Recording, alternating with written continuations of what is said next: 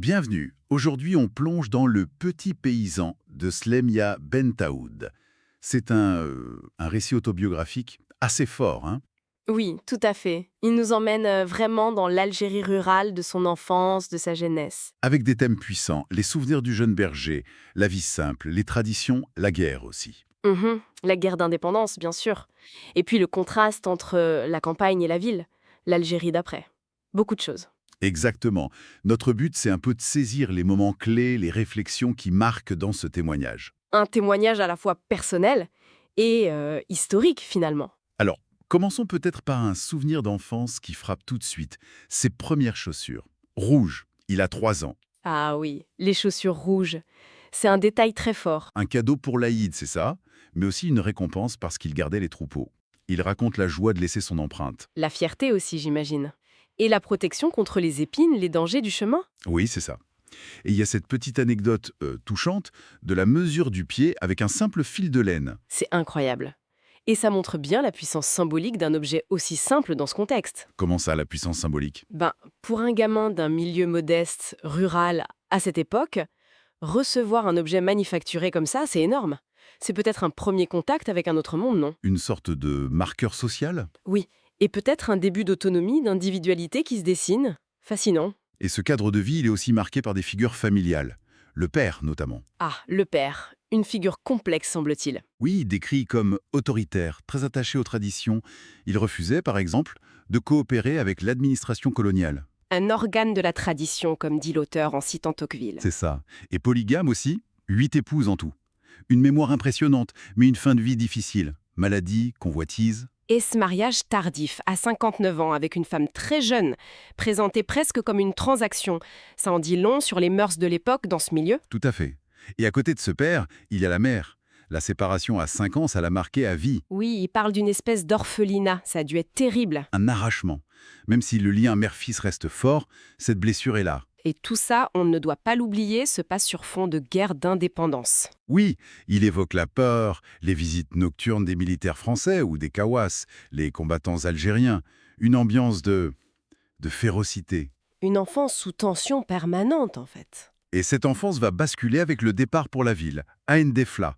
Il part avec son père en diligence. Encore une séparation, la scène avec la mère est décrite comme déchirante, je crois. Oui. Et là, c'est le choc. Le contraste entre le calme de la campagne et l'agitation de la ville. La lumière, le mouvement. Une vraie rupture culturelle. Il doit apprendre de nouveaux codes, comme la ponctualité, par exemple. Tout à fait. Et l'apprentissage continue à l'école. D'ailleurs, il entre à l'école des filles au début, hein. Ah bon? Pourquoi ça? Trop jeune pour l'école des garçons, il a fallu une dérogation. Et là, des enseignants très différents. Oui, il y a Madame Ben Abdallah, la bienveillance, accepter, voire encourager cette dureté. Oui, comme le prix à payer pour la réussite. Pour passer en 6e. C'était l'objectif. L'école, c'est donc à la fois la discipline de fer, presque militaire, et en même temps l'immense espoir d'ascension sociale dans l'Algérie nouvelle. Un paradoxe. Le livre donne aussi un aperçu de cette Algérie juste après l'indépendance. Une certaine austérité, mais aussi de la dignité, une cohésion. Oui, et il parle même d'une agriculture florissante au tout début, la récolte de 62-63. Mais après, son regard devient plus critique, non? Effectivement. Avec le temps, Ben Daoud exprime une forme de désillusion.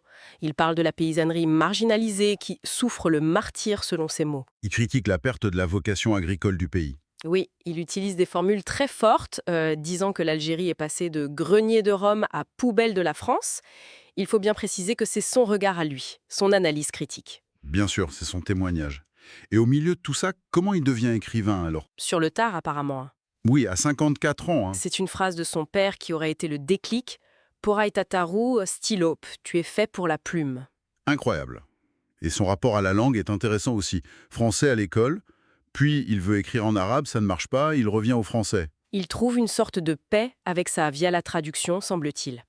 Il cite aussi Genot comme influence. La littérature devient un refuge. Un refuge, oui, un monde virtuel, dit-il, mais surtout une façon de donner du sens à son parcours, de témoigner, de renouer avec ses racines tout en utilisant cet outil, le français, appris dans un autre contexte. Donc pour résumer, Ce petit paysan, c'est vraiment le parcours initiatique d'un enfant berger qui traverse l'histoire, les traditions, l'école. Pour finalement trouver sa voie par l'écriture. C'est un récit très riche, des souvenirs d'enfance, du poids de l'histoire et de cette quête personnelle. Absolument. Et ça nous amène peut-être à une dernière question.